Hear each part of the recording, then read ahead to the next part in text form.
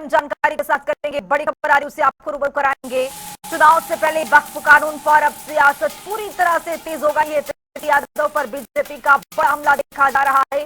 BJP प्रवक्ता गौरव भाटिया ने निशाना भी अब साथ दिया है और पिछले दिनों देखा गया कि सुधांशु त्रिवेदी की ओर से प्रेस कॉन्फ्रेंस किया गया और प्रेस कॉन्फ्रेंस के दौरान कई बड़े प्रहार किए गए और बीजेपी सांसद सुधांशु त्रिवेदी ने कई बड़े सवाल भी उठाए। आरजेडी एसपी का समाजवाद नहीं नमाजवाद है, ये कहा गया है। आरजेडी बिहार में चाहती है शरिया कानून हो, लेकिन आपको बताते चले कि ये जो पूरा मामला है वो पिछले दिनों देखा गया कि रविवार के दिन जिस तरह से राजधानी पटना के गांधी मैदान में रैली का आयोजन किया गया और इसी रैली को संबोधित करते हुए जब नेता प्रतिपक्ष तेजस्वी यादव की ओर से कहा गया कि जिस तरह से वक्फ कानून को दोनों सदनों से पास करा लिया गया है, लेकिन उसको कूड़ेदान में डालने का काम किया जाएगा जब हमारी सरकार बनेगी।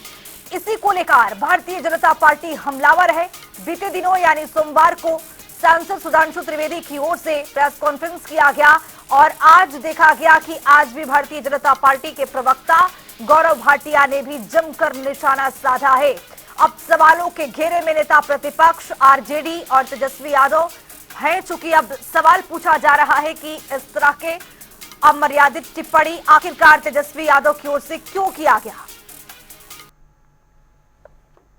क्या मतलब है? देश संविधान से चलता, हम संविधान को मानेंगे। जो गैर संवैधानिक चीजें हैं उसको कूड़ेदान में फेंका। ये बड़े दुख की बात है जिस तरह से कल 9वीं फेल पूर्व उप मुख्यमंत्री नेता प्रतिपक्ष तेजस्वी यादव कह रहे थे कि भारत की संसद में पारित कानून वक्फ संशोधन को कूड़ेदान में डाल देंगे। मैं ये पूछना चाहता हूं, ये बड़े सवाल हैं। नमाजवादी तुष्टीकरण करने के मसीहा मौलाना तेजस्वी यादव जी, ये बताइए हमें, आप संविधान कभी पढ़े हैं? कभी उसकी मूल भावना को चरितार्थ किया है? जो कानून संसद में पारित हुआ, माननीय राष्ट्रपति जी ने उसे स्वीकृति दी, वो कैसे कोई प्रदेश में, वैसे तो आप अगले 50 साल बिहार में सत्ता में आने वाले नहीं हैं, लेकिन क्या कोई प्रदेश की सरकार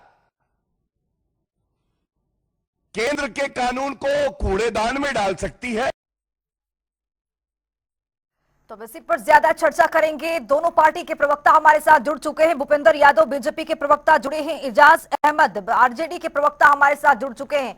आप दोनों का जनता टीवी में बहुत स्वागत और स्वागत के साथ एजाज अहमद जी, सवाल आप ही से होगा, चूंकि जिस तरह से तेजस्वी यादव की ओर से बयान देखा गया है, ये क्या कोई भी कानून संविधान के साथ आरजेडी नहीं चलती?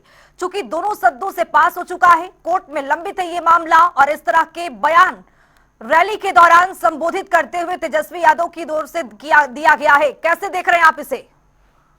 देखिए, 3 काला कृषि कानून बना था और उस पर माननीय सर्वोच्च न्यायालय का जब टिप्पणी आया, उसके बाद केंद्र सरकार को वापस लेना कि पड़ा कि नहीं पड़ा, ये बताइए ना आप। जी, सरकार उसको कूड़ेदान में डालने का काम किया कि नहीं किया? जी,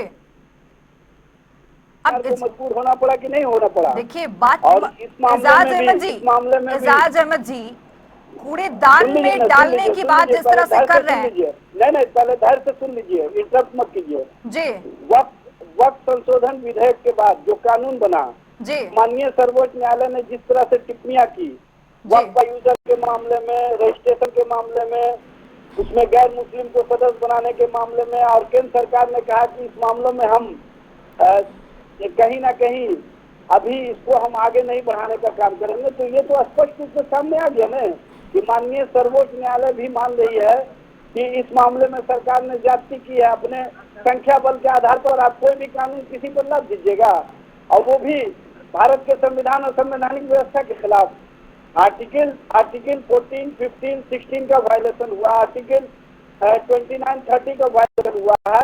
किसी भी धर्म के लोगों को अपने धार्मिक स्वतंत्रता के साथ जीने का अधिकार है, उसको धार्मिक कार्यों करने का अधिकार है। आपने उसको कहीं ना कहीं अपने संख्या बल के आधार पर अपने अनुसार ढालने का काम किया है।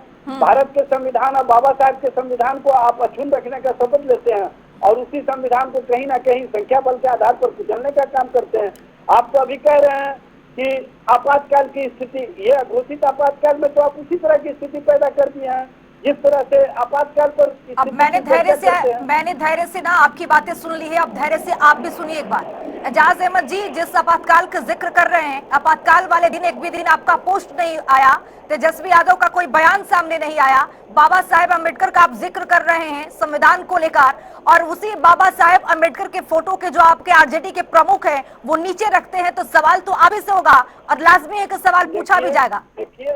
देखिए उस मामले में सब कुछ स्पष्ट आ चुका है जी। और कहीं कोई अपमान नहीं किए हैं लालू जी, और लालू जी हमेशा सिरोधार रखे हैं बाबा साहब को, बाबा साहब के संवैधानिक व्यवस्था को। अब जो बयान दिया है तेजस्वी यादव ने, एजाज अहमद जी, जो बयान दिया है वो ठीक दिया है क्या? भाषण दिया था अमित शाह ने, किस तरह का भाषण दिया था? अम्बेडकर अम्बेडकर अम्बेडकर अम्बेडकर को लोगों ने फैशन बना लिया है। अम्बेडकर सभी में आत्मसात है, उनके लिए फैशन हो सकता है। चलिए ठीक है, जवाब ले लेते हैं। भूपेंद्र यादव जी इसका जवाब देंगे। की नीतियों पर चलते हैं, कहीं ना कहीं जो नाथूराम गोडसे की नीतियों पर चलते हैं, उन लोगों के लिए इस तरह की स्थिति हो सकती है, परिस्थिति हो सकती है। हम लोग तो कहीं ना कहीं गांधीवादी विचारधारा के लोग हैं, हम लोग बाबा साहब को मानने वाले लोग हैं। भूपेंद्र यादव जी, शुरुआत आप ही लोग करते हैं। भूपेंद्र यादव जी, शुरुआत आप ही लोग करते हैं। वो कह रहे हैं एजाज अहमद की उन्हीं के नक्शे कदम पर ये भी निकल चुके हैं। के 12 जनपद में दिल्ली पुलिस ने जो खुशबू जी नमस्कार, प्रतिमा को क्षतिग्रस्त किया था, उस पर भी तो बिहार के अंदर में तेजस्वी जी जो है जी भ्रष्टाचार, परिवारवाद और वंशवाद की बुनियाद पर इनका पार्टी खड़ा है रे भाई। समाजवाद एक ढोंग और दिखावा है। बिहार की सत्ता हथियाने का ये लोग सपना देख रहा है रे भाई। लालू जी और उनके कुंबे को बिहार की जनता कभी माफ नहीं करेगी, क्योंकि लोकतंत्र और संविधान को फिसलने वाली उस कांग्रेस से समझौता कर उसी के विरोध में खेलने वाला ये समाजवाद की हत्यारा है। लालू जी सही मायने में लोकनायक जेपी डॉक्टर राम मनोहर लोहिया और कर्पूरी ठाकुर जी के असली गुनाहगार है रे भाई। उन्हें देश में सरिया कानून चाहिए। जी ये लोग समाजवादी नहीं, समाजवादी है। ये लोग बाबा साहब का संविधान नहीं मानने वाले हैं। ये लोग आज तक बाबा साहब को सम्मान नहीं किया। आपत्तिजनक भाषा मत बोलिए। ये लोग आदरणीय लालू प्रसाद जी के चरण के पास हमारे बाबा साहब परम भूपेंद्र यादव जी अपनी बात को रखिए, लेकिन संयम तरीके से अपनी बात को रखिए। एजाज अहमद जी सुन लीजिए एक बार। भूपेंद्र यादव जी अपनी बात को रखिए, लेकिन किसी को आपत्तिजनक कोई ऐसी टिप्पणी ना करें जिससे कोई आहत हो। बोलिए। तो ये लोग बाबा साहब को सम्मान नहीं करने वाली स्थिति है रे भाई। अरे सम्मान बिहार की जनता जो है जान रही है। एजाज अहमद जी मैं आऊंगी, जवाब लूंगी आपसे। एजाज अहमद जी सुन लीजिए एक बार। मेरी बात पूरी होने दीजिए खुशबू जी। हमारे आदरणीय तेजस्वी जी ने पहले जी वहाँ जाकर के पास समाज में 20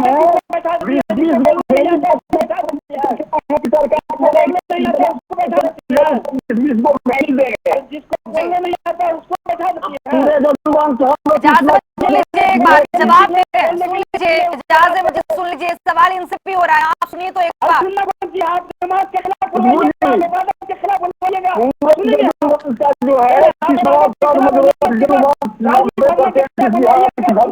चलिए माफी के साथ आप दोनों का प्रोग्राम पड़ेगा। माफी के साथ आप दोनों का बहुत शुक्रिया तमाम जानकारी और अपनी प्रतिक्रिया को साझा करने के लिए।